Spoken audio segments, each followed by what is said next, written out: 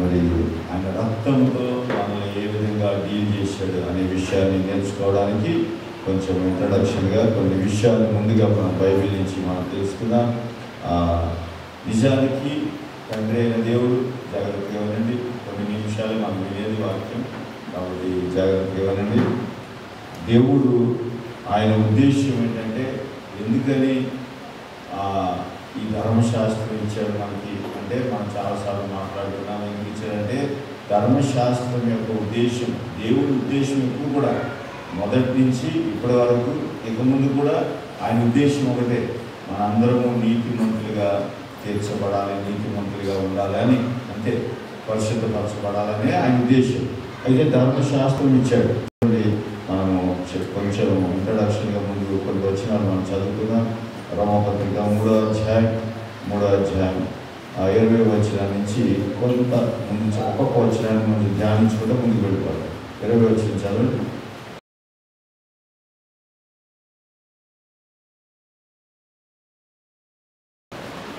ఏలయనగా ఏ మనుష్యుడును ఆయన దృష్టికి నీతిమంతుడని తీర్చబడు. స్పష్టంగా చెప్పేశాడు. ఏ మనుష్యుడు కూడా ధర్మశాస్త్రం అంటే క్రియల మూలంగా, అంటే బలులు అర్పణల మూలంగా ఏ వ్యక్తి కూడా నీతిమంతుడిగా తీర్చబడు. అక్కడికి మనకు ఒక క్లారిటీ వచ్చేయాలి. మనము ఇక్కడొక అడుగు అక్కడొక అడుగు వేయకూడదు. మన వాక్యంలో ఏం చెప్పిందో ఆ మాటని పట్టుకోవాలి. ఎట్టి పరిస్థితుల్లో నువ్వు అవ్వవు అని చెప్పాడంటే అవ్వవు అంతే. వాక్యం ఒకసారి చెప్పిందంటే నీతిమంతుడిగా తీర్చబడవు క్రియల మూలంగా. ధర్మశాస్త్రం అంటే బలులు, అర్పణలు, లేకపోతే నిబంధన, సున్నతి, ఇవన్నీ నిన్ను ఏం చేయవు, నీతిమంతుడిగా. అసలు దేవుని ఉద్దేశం ఏంటి, ఎందుకు ఇచ్చాడు, నీతిమంతులు కావాలని.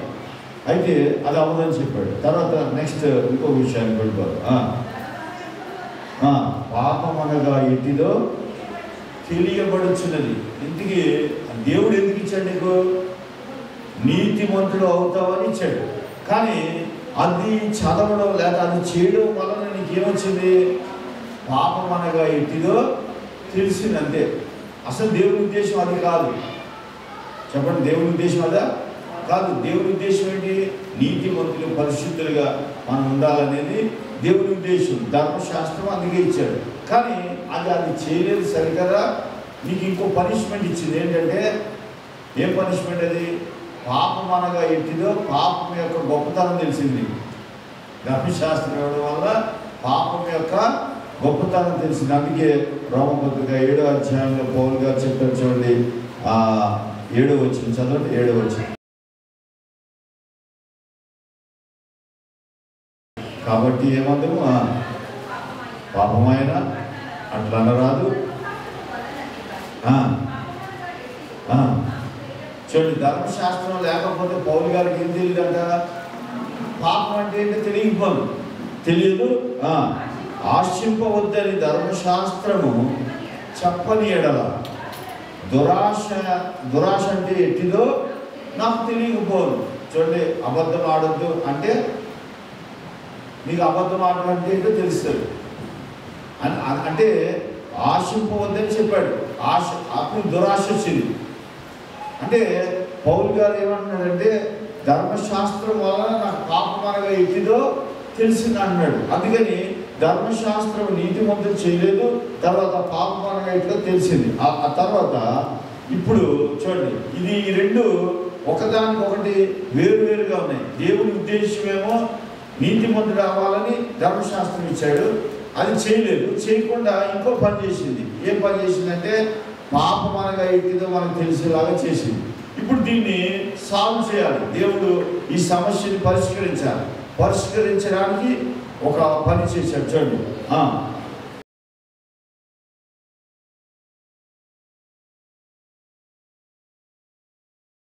చదవండి. ఇట్లుండగా వేరుగా దేవుడు ఒక సిస్టమ్ తీసుకొచ్చాడు. అంటే అపార్ట్ ఫ్రమ్ ద లా, అంటే ధర్మశాస్త్రం వేరుగా ఒక సిస్టమ్ తీసుకొచ్చాడు. ఎందుకంటే దీన్ని సాల్వ్ చేసేది ఆయనే. మరి ఇది సాల్వ్ చేయాలి కాబట్టి ఆ సిస్టమ్ తీసుకొచ్చాడు. ఏ సిస్టమ్ అది, బయలుపరచ అది దాన్ని ఎలా తీసుకొచ్చాడు చూడండి. ధర్మశాస్త్రమును ప్రవక్తలను చూడండి ఒకసారి ఈ ఏ సిస్టమ్ తీసుకొచ్చాడంటే మనం మన కాన్ఫరెన్స్లో మాట్లాడుతున్నాం. యోహాను సువార్త 5:46 ఉంటుంది. అంటే మోషే నా గురించి చెప్పాడు, మీరు నమ్మలేదు, నేనే దానికి నీతిని తీసుకొచ్చే వ్యక్తినని అది మనం చదివాం. కాబట్టి ప్రవక్తలు సాక్ష్యం ఇచ్చారని చెప్తున్నాడు. చెప్పి ఇంతకీ దేవుడు తీసుకొచ్చిన ధర్మశాస్త్రానికి బదులుగా అపార్ట్ ఫ్రమ్ ద లా ఏం తీసుకొచ్చాడంటే 22వ వచనం చదువు.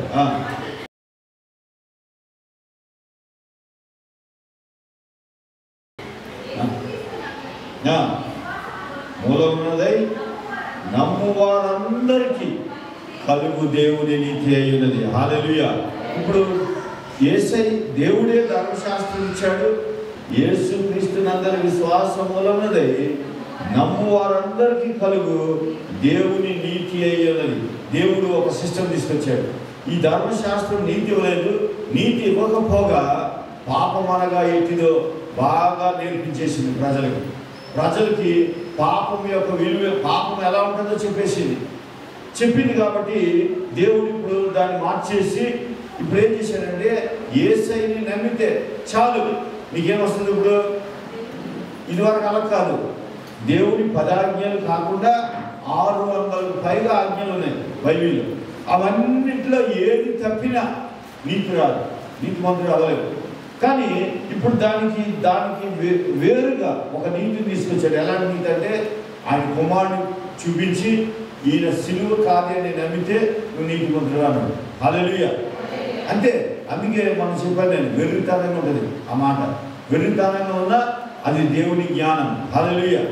దయచేసి గమనించండి. అది ఆ సిస్టమ్ తీసుకొచ్చాడు. ఇప్పుడు ఆ సిస్టమ్ తీసుకొచ్చిన తర్వాత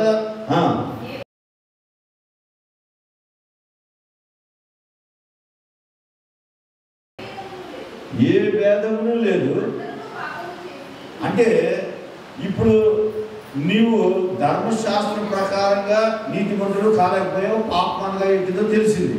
ఇప్పుడు దేవుని నీతిని నువ్వు తీసుకోవాలంటే నీకు ఎలాంటి అర్హత లేదు.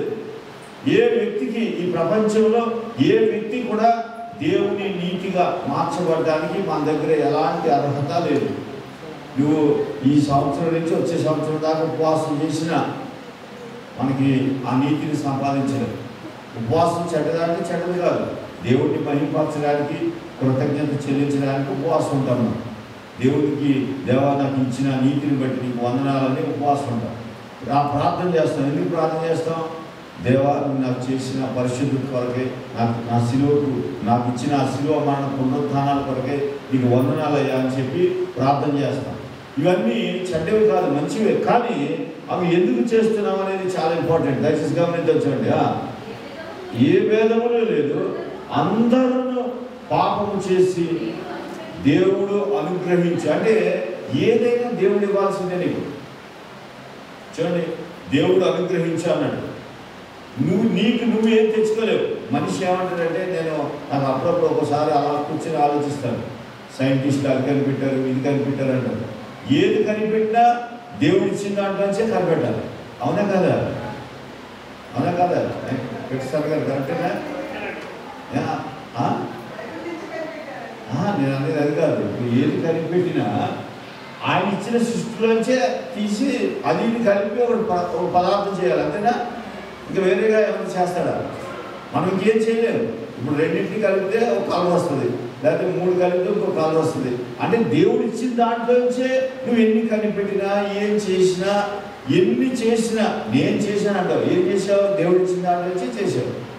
అంతేకాని నీకు నువ్వుగా ఏం చేయలేవు. అది జరిగే పని కాదు. చూడండి, అందుకని ఆయన అనుగ్రహించే మహిమ దేవుడికి మనం అంటే ఎంత ఇష్టమో మీరు గమనించండి. మీరు వాక్యాన్ని స్పీడ్గా చదువుతారు, కానీ స్లోగా చదివితే ఆయన ప్రేమ, ఆయన ఏమి ఇవ్వాలనుకున్నాడు నీకు? మహిమ. ఏమి ఇవ్వాలనుకున్నాడు నీకు? మహిమని ఇవ్వాలనుకున్నాడు. ఈ మాట చదివినప్పుడు నాకు అనిపించింది, ప్రభా నీ గిఫ్ట్ ఎలా ఉంటాయి? దేవుడు అనుగ్రహించు మహిమ. మనం దేని నుంచి దూరం వెళ్ళిపోయాడు మనిషి. ఒక పండు కోసమని ఆదాము దేవుడు అనుగ్రహించి మహిమను వదిలేసుకున్నాడు. ఏశావు ఒక చిక్కుడుగాయ కూర గురించి తన జ్యేష్ఠత్వాన్ని వదిలేసుకున్నాడు. ప్రతి మనిషి అంతే. అంటే చిన్న దాని కొరకు విలువైంది వదిలేసుకుంటామా? చూడండి, చాలాసార్లు మన జీవితంలో కూడా చుట్టాలు వస్తున్నారని సండే చర్చకి రావు. అంటే నీకు ఇక్కడ మహిమ, దేవుడు నీకు మహిమనిస్తాడనే ఆ ధ్యాస ఉంటే చుట్టాలకి విరోధమైన పర్వాలేదు, నువ్వు చర్చకి వస్తావు. హల్లెలూయా. ఎందుకనంటే ఇక్కడ ఆ మాట చదివినప్పుడు అనిపించింది, ఆదాము చిన్న పండు కోసం అని ఆ కన్నులకి బాగా అనిపించిందట, రమ్యంగా ఉందట. దాని కొరకు దేవుడు అనుగ్రహించే మహిమనే వదిలిపెట్టేశామా?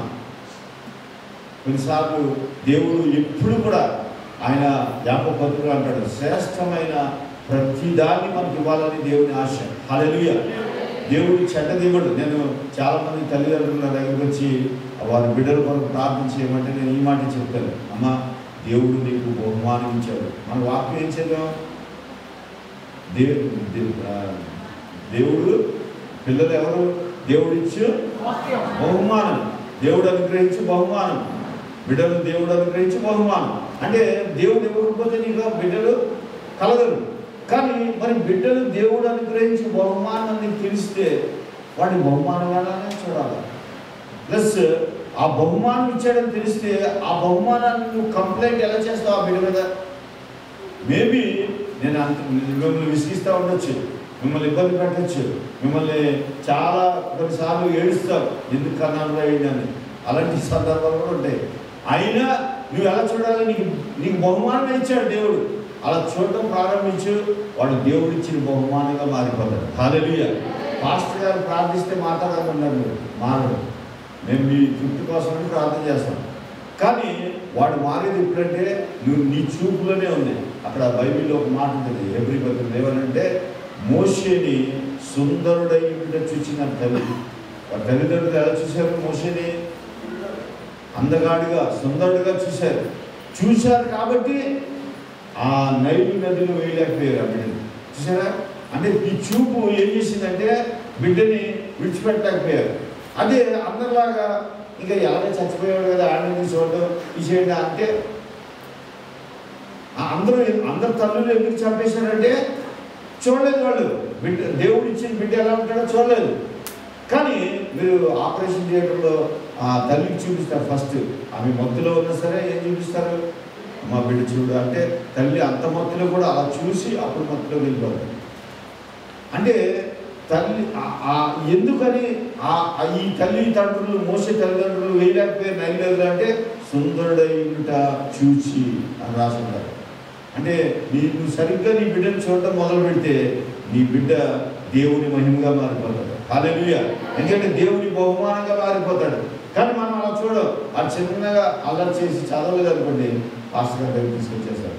ఆడు ఇంకెప్పుడు జీవితంలో చర్చకి రాడు. ఎందుకంటే ఇక మాట్లాడుతూ మా అమ్మ చర్చకి తీసుకెళ్ళి పాస్టర్ గారికి ప్రార్థన చేసి అనేసి ఇక చర్చకి రాడు. లేకపోతే పాస్టర్ గారి విజిటింగ్కి వచ్చారనుకోండి, ఇది కొంచెం బుద్ధి చెప్పండి, ఇది అసలు మాట్లాడలేదు, తిరిగిపోయాడు, చదువుతలేదంటే ఆడు పాస్టర్ గారు వచ్చినప్పుడు చూసి ఎస్కేప్ అయిపోతాడు, ప్రార్థన ఉండరాడు.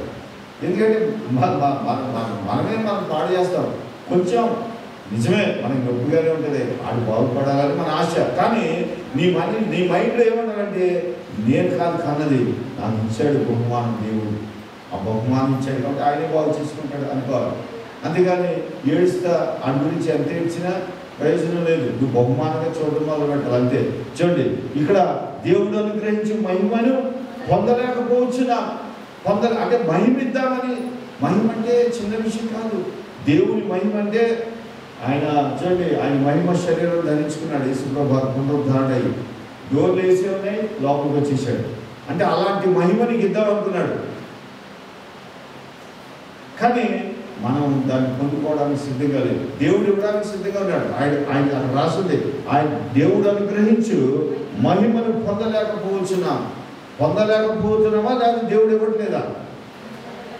దేవుడు ఇస్తున్నాడు, మనమే తీసుకోవట్లేదు. నిజంగా చెప్తున్నాను, నీకు ఏది కావాలన్నా నువ్వెవ్వరిని అడగద్దు, నువ్వు అసలు ఏం చేయనవసరం లేదు. ఒక 3 నెలలు 4 నెలలు ఎన్ని రోజుల్లో నాకు తెలియదు, బైబిల్ పట్టుకుని కూర్చుని అది జీవవాక్యం అని, అందులో జీవం ఉందని, ఆత్మ ఉందని, మహిమ ఉందని నువ్వు అలా చదువుతూ ఉండు. నీ పరిస్థితులు అసలు నీకు తెలియకుండా మారిపోతాయి. హల్లెలూయా. నువ్వు అనవసరంగా నువ్వు టైం వేస్ట్ చేసుకుంటావు, సంవత్సరాలు వేస్ట్ చేసుకుంటావు. నీకు ఏం కావాలన్నా బైబిల్ ముందేసి కూర్చో, అవసరమైతే లాంగ్ లీవ్ పెట్టుకుని కూర్చుని చదువుతూ ఉండు. దేవుడు నీ జీవితాన్ని బాగు చేయబోతాడు. హల్లెలూయా. ఆయన వాక్యంలో శక్తి ఉంది, మన దగ్గర లేదు. ఆయన వాక్యంలో జీవం ఉంది, మహిమ ఉంది. కాబట్టి నీకు ఏ కార్యం ఇంపాసిబుల్ అనుకున్నా కూడా జరుగుతాయి. హల్లెలూయా.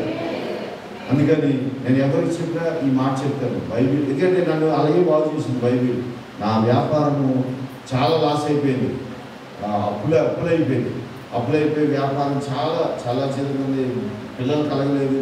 ఆ పరిస్థితుల్లో ఏం చేయాలో తెలియక అప్పులో ఫోన్ చేస్తుంటే ఫోన్ స్విచ్ ఆఫ్ చేసుకున్న టైంలో నాకు ఏమీ ఆధారం లేక బైబిల్ తీసి కూర్చున్నాను. 3 రోజులు డే నైట్ చదివా, 3 రోజులు డే నైట్ చదివాను. చదివిన తర్వాత బైబిల్లో మూసి ఒక మాట చెప్పాను, ప్రభా నాకు ఒక మాట ఇచ్చాడు దేవుడు, నా నీతిని నా రాజ్యంలో వెతుకు అన్నీ నీకు ఇస్తాను అంటే ఆ బైబిల్ మూసి ఆ కుర్చీలో అలాగే కూర్చొని, ప్రభా ఇక మీదట బిజినెస్ నేను చేయను, నువ్వే చేయాలి, నేను చేయను, నీ నీతిని రాజ్యాన్ని నేను వెతుక్కుంటానని ఆ బైబిల్ మూసాను. మూసి ఆ రోజు నుంచి 2006 ఆ రోజు నుంచి ఇంతవరకు బైబిల్ చదవని రోజు ఉండదు. హల్లెలూయా. బైబిల్ చదువుతానే నాకు ఎంతో స్వీట్ ఆ పరిమళ వాసన ఆ బైబిల్లో నాకు కలుగుతూ ఉంటుంది. నాకు ఎవరో నేను ఎక్కడ పెద్ద భక్తుల దగ్గర నేర్చుకోలేదు, కానీ చదువుతూ ఉంటాను. దేవుడు ప్రత్యక్షత ఇస్తూ ఉంటాడు. నాకు బైబిల్ చదువుతూ ఉంటే చాలా నా సమస్యలు తీరిపోతూ ఉంటాయి. హల్లెలూయా. మీరు అనుకుంటారు పాస్టర్ గారికి ఏం సమస్యలు ఉంటాయని, అందరికీ ఉంటాయి. ఎంత చేతికి అంతే గాలి, అందరికీ పెద్ద చేతికి అంతే గాలి. కాబట్టి ఎవరిదే వాళ్ళకే ఉంటుంది. అయితే బైబిల్ చదువుతూ ఉంటాను, కార్యాలు జరుగుతూ ఉంటాయి. హల్లెలూయా. ఇప్పుడు మీరంటే నాకు చెప్తారు, నేనెవరు చెప్పండి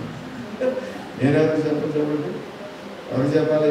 అందుకని మీవి నావి కలిసి వాక్యంలో చేస్తూ ఉంటాను. హల్లెలూయా. దయచేసి చూడండి, ముందుకెళ్దాం.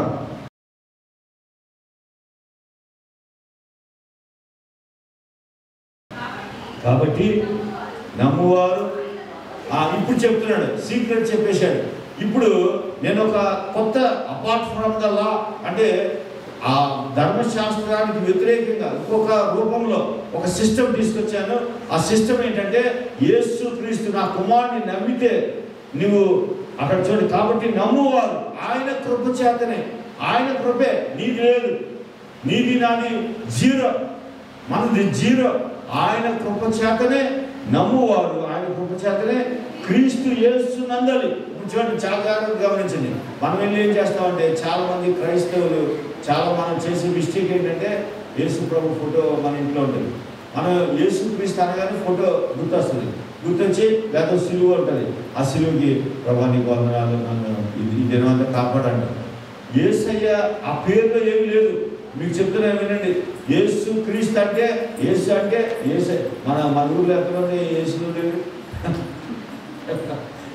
మన ఊళ్ళో యేసులు లేరా? ఉన్నారా? క్రీస్తు లేరా? యేసు లేరా? అనుకున్నారు కూడా పొందన్నారు. అందుకని పేర్లు కాదు, అక్కడ రాశాడు క్లియర్గా చూడండి, నమ్మువారు ఆయన కృప చేతనే క్రీస్తు యేసు నందలి. ఆయనలో క్రీస్తు యేసులో ఒకటి ఉంది, అదేంటి? విమోచన. హల్లెలూయా. నువ్వు దేంట్లోంచి విడిపించబడాలనుకుంటున్నావో ఆ విడిపించబడే ఆ విమోచన కార్యం ఆయనలో ఉంది. అదే శిలువ కార్యము. హల్లెలూయా, హల్లెలూయా. అందుకని నీకు విమోచన కావాలని మనం ఊరంతా తిరిగినా విమోచన దొరకదు, నీకు ఎక్కడ తిరిగినా దొరకదు. ఎందుకంటే ఒక సిస్టమ్ని ఏర్పాటు చేశాడు దేవుడు. ధర్మశాస్త్రాన్ని పక్కన పెట్టి ఆయన కుమారుని తీసుకొచ్చి ఆ కుమారులో నీకు ఏ విమోచన కావాలో ఆ విమోచన ఆయనలో పెట్టాడు. ఇప్పుడు ఆయన విమోచన ద్వారా నువ్వేమవుతావు అంటే ఉచితముగా. అందరు చెప్పండి, నేను ఈ సంఘం పెట్టిందే అందుకొరకే, నాకు దేవుడు ఇచ్చిన ప్రత్యక్షత. ఈ సంఘంలో ఏ భారము మోపకూడదు విశ్వాసం మీద, నాకు దేవుడు ఇచ్చిన ప్రత్యక్షత. అందుకే నేను ఎప్పుడు కూడా నా సంఘస్థులు దీవించబడాలని కోరుకుంటాను తప్ప నా సంఘస్థుల మీద ఎప్పుడు భారం వేయను. ఎందుకనంటే మీరే కష్టాలు పడి నానా తిప్పులు పడి వస్తారు. ఏదో దేవుడు నన్ను విమోచిస్తాడు, ఏదో మీకు అడ్డంకిగా ఉంటుంది, అది తీర్చాలని వస్తారు. కానీ నేను మీకు చెప్పాను అనుకోండి, ఎలా ఉంటుంది దయచేసి గమనించండి. ఉచితముగా నీతిమంతులని తీర్చబడుచున్నారు. దేవుడు ఈ కార్యం అంతా ఎలా చేశాడంటే ఫ్రీ. ఆఫ్టర్ ఆల్ గవర్నమెంట్ వాళ్ళు ఫ్రీగా ఇస్తుంటే ఆ గవర్నమెంట్ని ఏర్పాటు చేసిన దేవుడు నీకు కూడా ఫ్రీగా. మన కష్టాలు పడి మనం తిప్పలు పడాలా అంటే చాలామంది అంటే మీ తప్పు కాదు, ఆ సంఘాల మతాలు అలా బోధించారు. నువ్వు కానుకేస్తే దేవుడిని దీవిస్తాడు. ఎవరు చెప్పండి? ఇప్పుడు కానుకేస్తే దీవిస్తాడు కదా, ఎవరు చెప్పాడు? అలాగైతే కానుకేసి వెళ్ళిపోరాదు మరి వాక్యం అమ్మా. కానుకేస్తే దీవిస్తాడని చెప్పాడు, దీవించాడు కాబట్టి కానుకేసే మైండ్ రావాలి. హల్లెలూయా. అంటే నీతినే నీకు ఉచితంగా ఇచ్చేస్తాడు. మహిమనే, ఆయన మహిమని నీకు ఉచితంగా ఇక్కడ రాసింది. నేను రాయలేదు అక్కడ.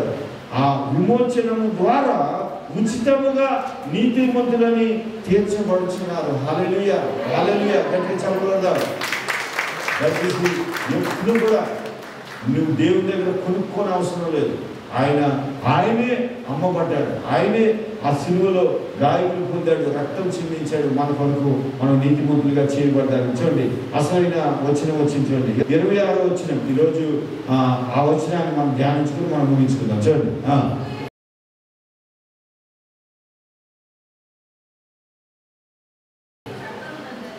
యేసు క్రీస్తు రక్తమునందలి.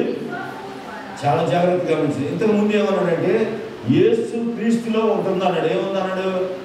విమోచనం ఉంది. అది ఎలా ఇస్తా అన్నాడు? ఉచితంగా ఇస్తాడు. అంటే ఫ్రీగా ఇస్తాడు నీకు ఆ విమోచన. చాలామంది అయ్యా నేను ఈ సమస్యలో ఉన్నాను, నన్ను బయట గట్టెక్కించిందంటే అయితే మరి 10 రూపాయలు ఇంట్రెస్ట్ కట్టాలా అంటారు. అంటే నీకు ఎవరు ఫ్రీగా ఎవరు, కానీ యేసు ప్రభువు ఆయనలో ఏముందంటే ఫ్రీగా ఇచ్చే గుణం ఉంది. హల్లెలూయా. ఉచితంగా ఇచ్చే గుణం ఉంది. విమోచన ఉచితంగా ఇచ్చాడు. తర్వాత చాలా ప్రాముఖ్యమైన వచనం ఏం చెప్తున్నాడంటే మార్టిన్ లూథర్ గారు ఈ అధ్యాయం చదువుతూనే మారిపోయాడు. ఆయన ఈ అధ్యాయంలో 26వ వచనం 28వ వచనం ఆయన మార్చేసింది. కాబట్టి ఎప్పుడు కూడా వాక్యం చదవండి. ఎవరి మీద ఆధారపడాల్సిన లేదు. వాక్యాన్ని మీకు అర్థం, మీరు నన్ను ఎందుకు పెట్టాడు ఇక్కడ? వాక్యాన్ని వివరించి చెప్పడానికి, అది మీకు అర్థమయ్యేలాగా బోధించడానికి అంతే.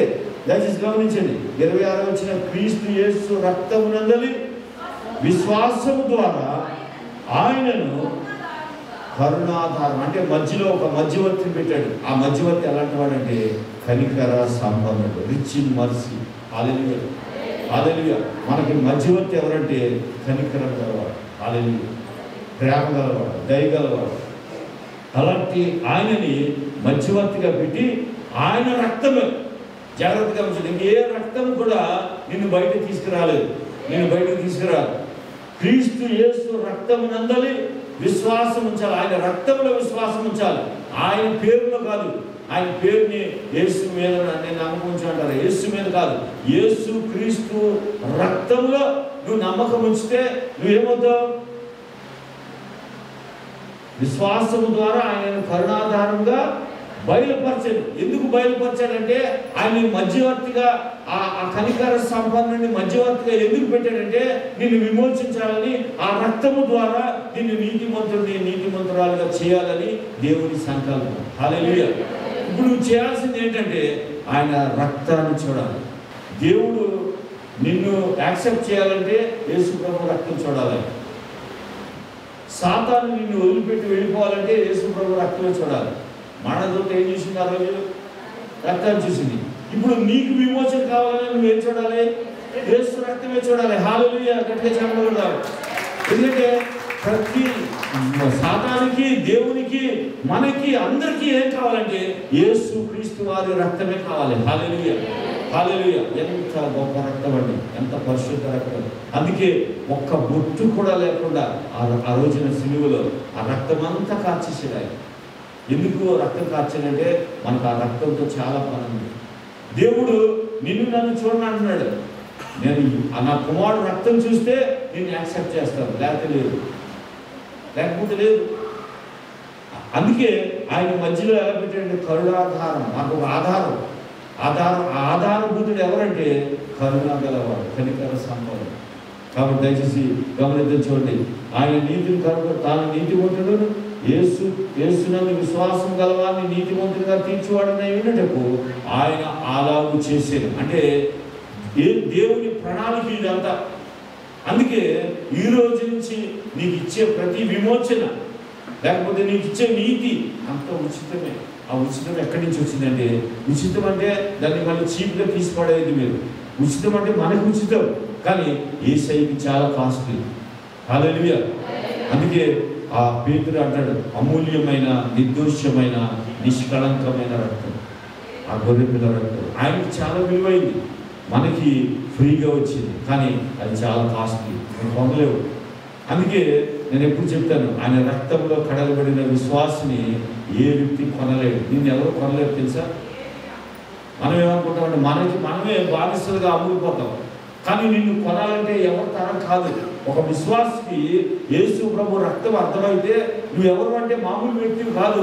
బాప్తిసం తీసుకున్నావు అంటే అర్థం ఏంటంటే ఆయన రక్తంలో మునిగి తేలేవు, బయటికి క్రీస్తుని ధరించుకుని బయటకు వచ్చావు. అలాంటి వ్యక్తి మీదకి సాతాను దాడి చేయలేడు. నీకు ఆ విషయం తెలియక సాతాను నీ మీద దాడి చేస్తుంది. ఒకవేళ నీకే ఆ విషయం తెలిస్తే, నేను యేసు రక్తంలో కడగబడి ఆయనను ధరించుకుని, బాప్తిసం అంటే నీళ్ళలో మునిగి బయటకు రావడం కాదు, ఆయనను ధరించుకుని బయటకు వచ్చాడు. హల్లెలూయా. నువ్వు మామూలుగా మునిగేటప్పుడు నీ పేరు పీటర్సన్ గారు అనుకుందాం, పీటర్సన్ అనుకోండి ఆయన పేరు.